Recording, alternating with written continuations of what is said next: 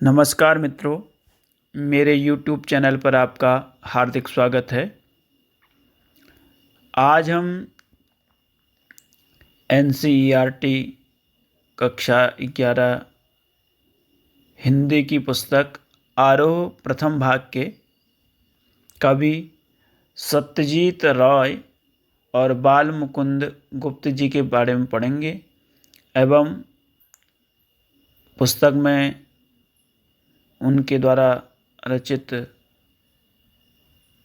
रचनाओं के शीर्षक से जो पाठ लगे हैं उनको भी आज उनके बारे में भी आज जानेंगे।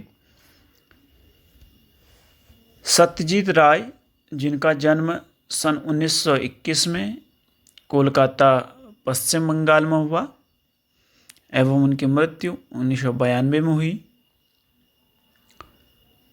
वह प्रमुख रूप से एक फिल्मकार थे।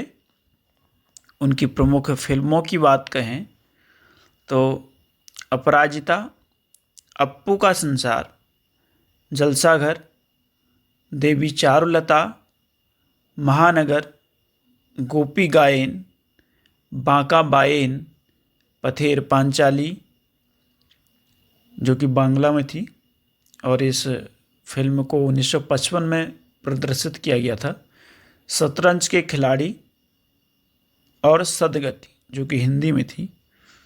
इनकी प्रमुख रचनाओं की बात करें तो प्रोफेसर शंकु के कारनामे, सोने का किला, जहांगीर की स्वर्ण मुद्रा, बादशाही अंगूठी, ये इनकी प्रमुख रचनाएं हैं।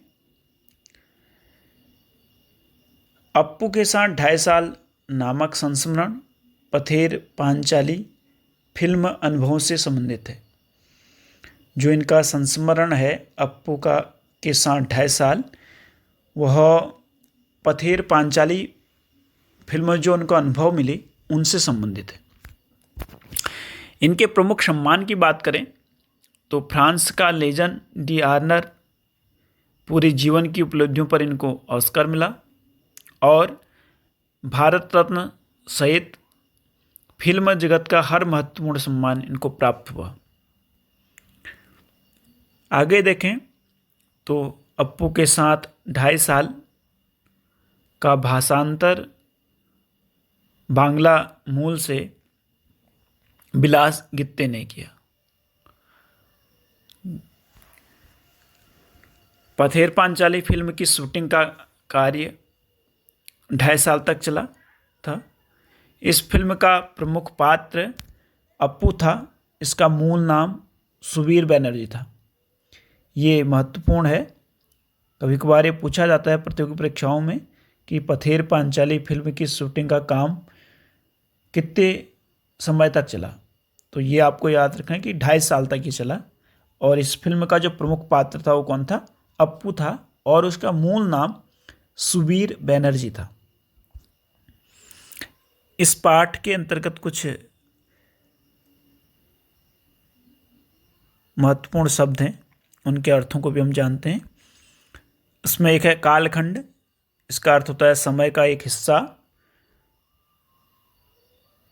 फिर है नवागत होना, अर्थात किसी क्षेत्र में या फिर नए क्षेत्र या विषय को जानना। नवागत मतलब किसी नए क्षेत्र को के विषय में जानना।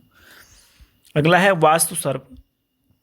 वह सर्प जो घर में अक्सर दिखाई देता है और ऐसी मान्यता है कि जो ये सर्प होता है यह कुल देवता का रूप होता है।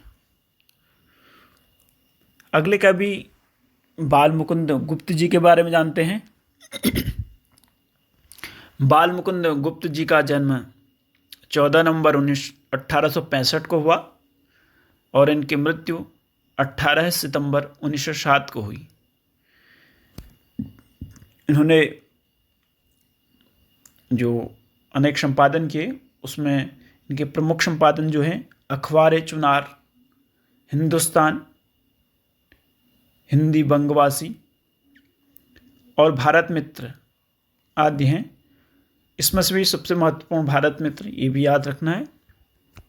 इनकी प्रमुख रचनाओं के बारे में बात करें तो शिव शंभु के चिट्ठे, चिट्ठी और खत, खेल तमाशा, खिलौना, हरिदास, स्फुट कविताएं, सन्निपात चिकित्सा और बाल मुकुंद के निबंध, बाल मुकुंद गुप्त के निबंध, ये इनकी प्रमुख रचनाएं हैं। और इन प्रमुख रचनाओं में से भी शिव शंभु के चिट्ठे, खेल तमाशा और खिलौना ये अति महत्वपूर्ण है। आगे के बिंदु को देखें तो बाल मुकुंद गुप्त राष्ट्रीय नवजागरण के सक्रिय पत्रकार थे, एक पत्रकार के रूप में थे और पत्रकार के साथ सक्रिय पत्रकार थे। और कब के थे? राष्ट्रीय नवजागरण के। एक बार इनकी अनिश्चितता शब्द की शुद्धता को लेकर महावीर प्रसाद द्विवेदी जी से क्या हुई? लंबी बहस हुई। ये भी कई बार पूछा जाता है कि अनिश्चितता शब्द की शुद्धता को लेकर बाल मुकुंद गुप्त जी की किसके साथ लंबी बहस हुई थी? वो कौन थे? महावीर प्रसाद द्विवेदी। जो ये पुस्तक है, पुस्तक में इनका जो पाठ लगा है वह है विदाई संभाषण। तो उसके बारे में जानते हैं। विदाई संभाषण उनकी सर्वाधिक चर्चित व्यंग्य कृति है और ये कहाँ से ली गई है? ये शिव शंभु के चिट्ठे का एक अंश है। अर्थात जो विदाई संभाषण है ये कहाँ से लिया गया? शिव शंभु के चिट्ठे से लिया गया।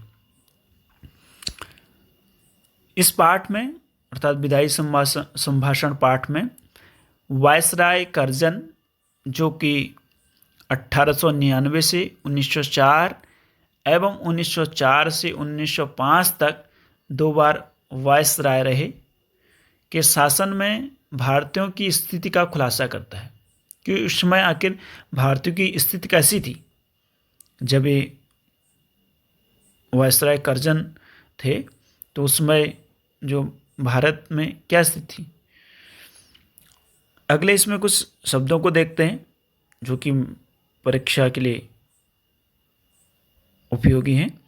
उसमें चिरस्थायी शब्द है, इसका अर्थ होता है हमेशा रहने वाला या लंबे समय तक रहने वाला। अगला है करुणोत्पादक, इसका अर्थ होता है करुणा उत्पन्न करने वाला। आगे देखें तो अगला शब्द है आविर्भाव, इसका अर्थ है प्रकट होना या फिर कह सकते हैं उत्पन्न होना। अदना, इसका अर्थ है छोटा सा या है। धन्यवाद मित्रों, आज की वीडियो में इतना ही। इस प्रकार के महत्वपूर्ण नोट्स के लिए आप मेरे YouTube चैनल पर बने रहिए।